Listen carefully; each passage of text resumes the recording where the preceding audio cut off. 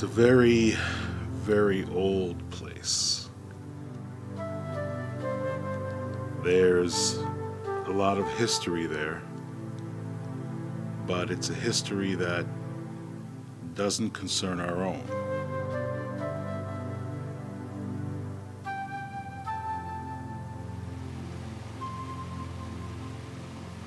Even today, it's still a place that, believe it or not, remains hidden and secret. I don't believe in God or religion. I'm a card-carrying atheist. I grew up frightened out of my mind. But I believe in what lives inside those woods. We knew about the scary things in the woods. Even if some people like to pretend it was just urban myths.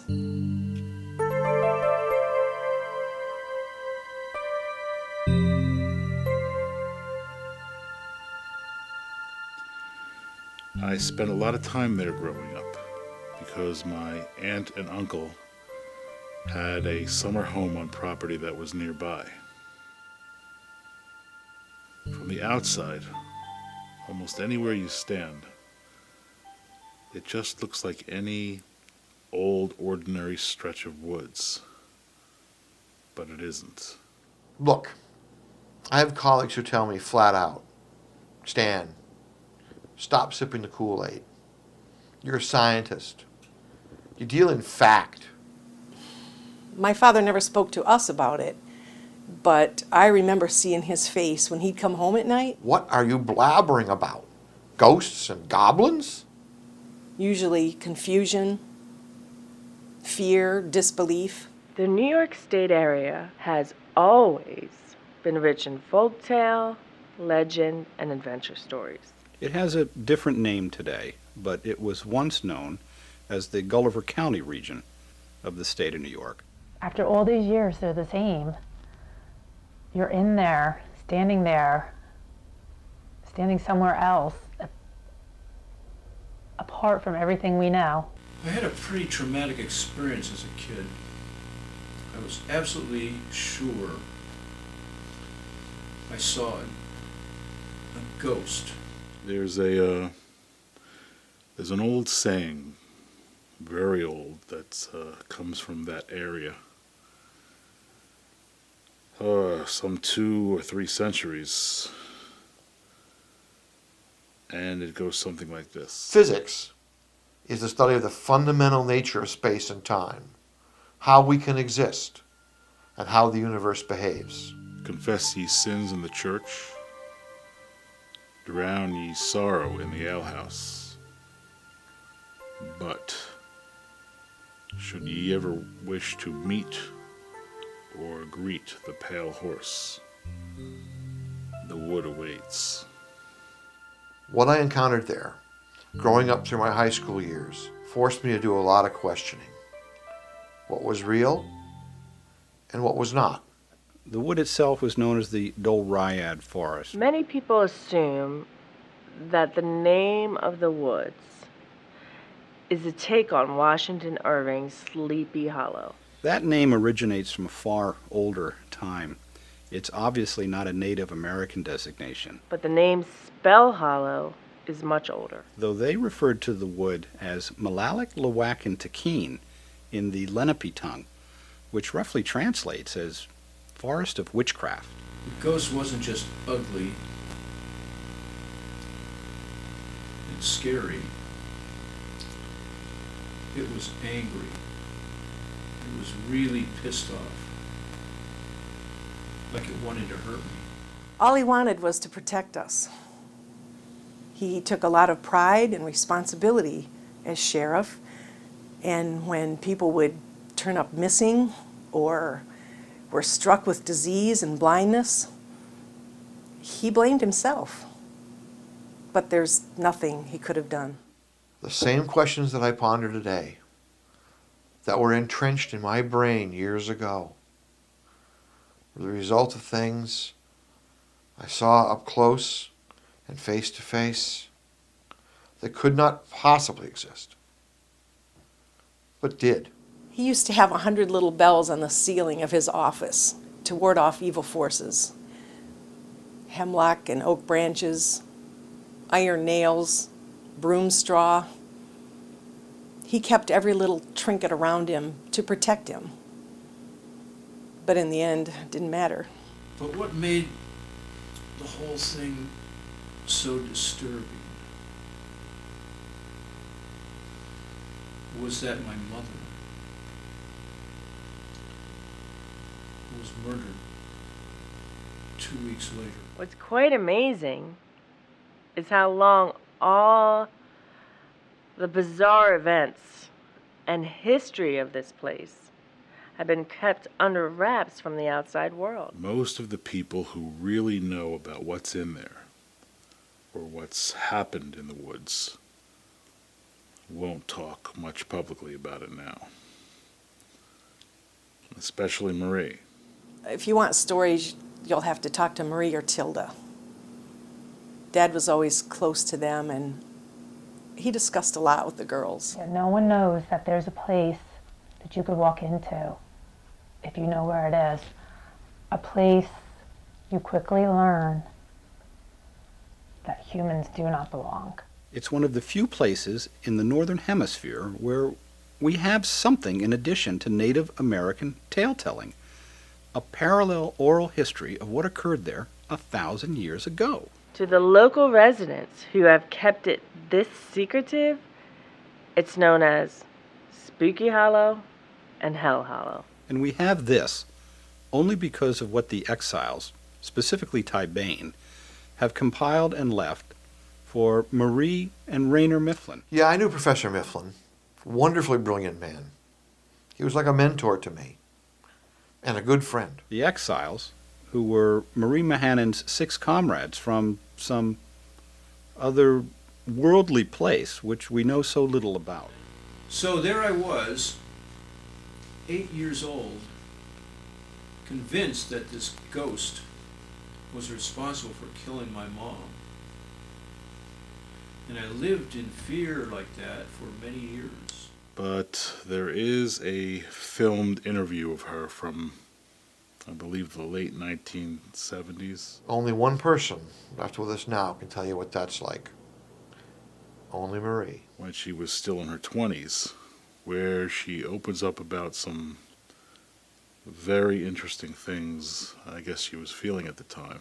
I lost my mother in those woods for 3 years, and then I found her again. When I was 19, I met a police detective who was working on my mother's recently reopened murder case.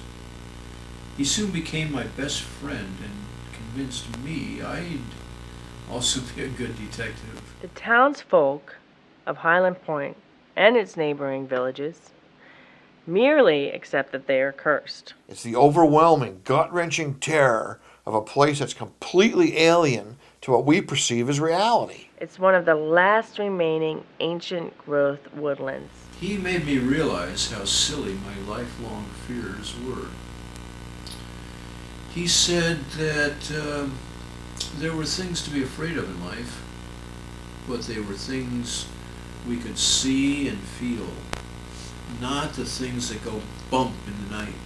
According to the history and the stories we have, the entire forest area is wreathed in spells and sorcery, Always been bewitched. and has always been populated with witches, ghosts, and monsters like the Sluag.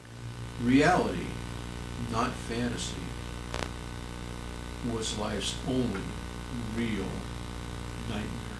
But most notably, the headless creature known as Gwilligwitch, which captured Marie's mother in the late 60s. Most of the major events that concern Marie's adventures with her friends took place back in the late 1960s and early 70s. During that time, I also lost a big part of who I was.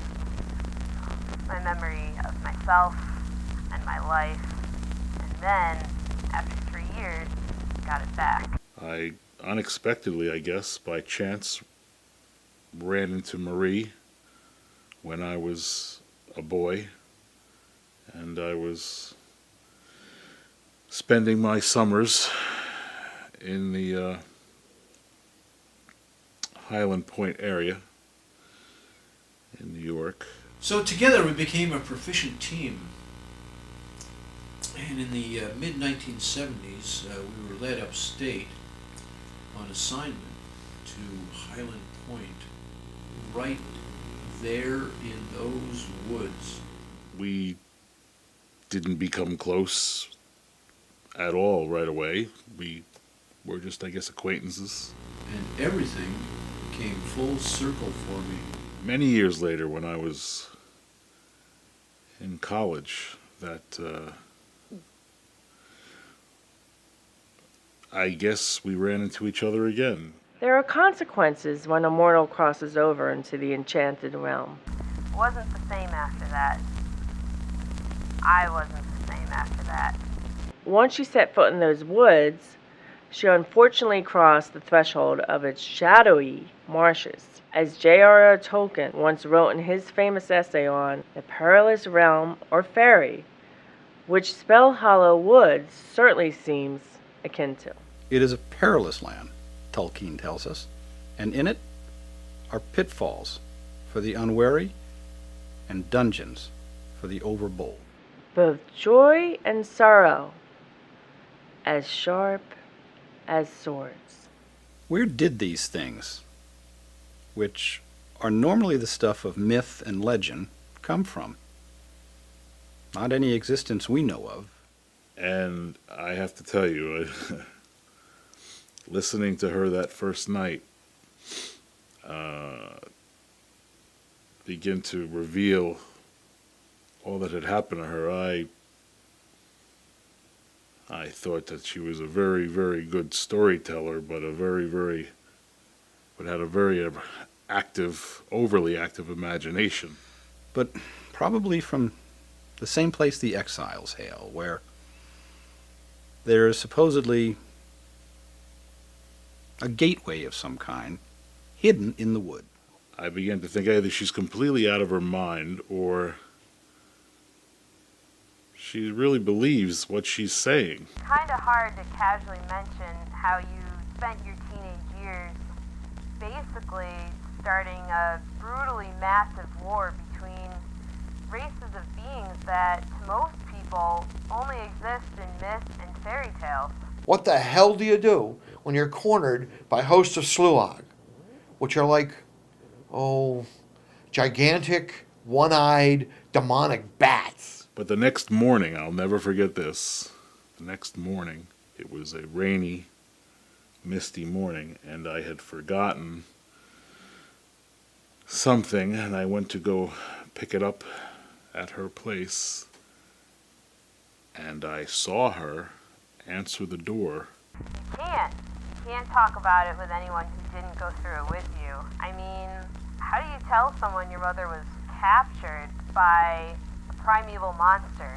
With swirling rainbow colors in her eyes, which is part of one of the stories she had told me about the night before. You're best friends with a group of guys who are from a completely different dimensional world, along with a 200-year-old girl who's actually... I mean, unearthly, rainbow swirling colors in her eyes, and that was it for me. I realized she was telling the truth. I know, everyone who sees this will think I'm full of crap. Oh, he's another wastoid who did too much LDS in the 60s. But I don't give a rat's ass. And for years, she's taken pleasure meticulously illustrating scenes from her adventure stories. I'd say this was also somewhat therapeutic, too. And she's been telling me her adventures ever since. When my partner's body was found in Spellhollow, he had been dead for weeks. There are many accounts of people who become victims of the forest. Earl McManus, Sheriff Raddick's deputy, became lost in the wood in 1955. So the same partner I had beers with each night during our investigation there. Who was he? What was he? Well, he'd be past 90 years old now. Although that wouldn't matter in Spellhollow would. What happened with my real partner? Marie doesn't live here anymore. There's good reason she now privately lives in California with her family now. While we're busy living fat and stupid in Chicago and Manhattan and LA. Though perhaps she can't fully let go of the woods. I can't believe I'm still alive. All the stuff we've built around ourselves just isolates us. But this place exists off the charts, beyond the scale of human comprehension. If you ever wondered if there's a place somewhere, And this place is real. It's still there, now, today, in the 21st century. daydreams, nightmares, fairy tales, all rolled into one. If you've really ever wondered if a place like that exists in this world, it does. And it ain't going away. It's not in some exotic, far away, remote location. Which makes this wood, as it now stands, incredibly old. It's right here in New York State.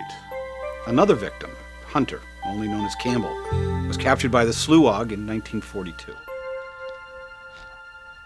I sometimes can't sleep at night. To this day, still suffering from what happened 11 years ago, and probably always will. My best friend, the guy who made me believe that only what we see around us is real. Spellhollow Wood proved one final bit of truth for me. He was wrong. You can try running away to escape it, but you can't. You can't.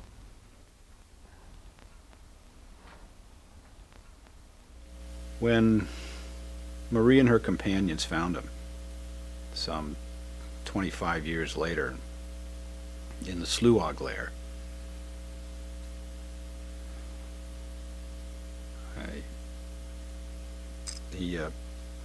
he gave his life for them so they could live. No, he's gone. For the longest time, I prayed night and day that we'd find him. But it's been almost 20 years. No doctor, no medicine is ever going to help me. That's the risk I took when I went to go save my mother at 13 years old.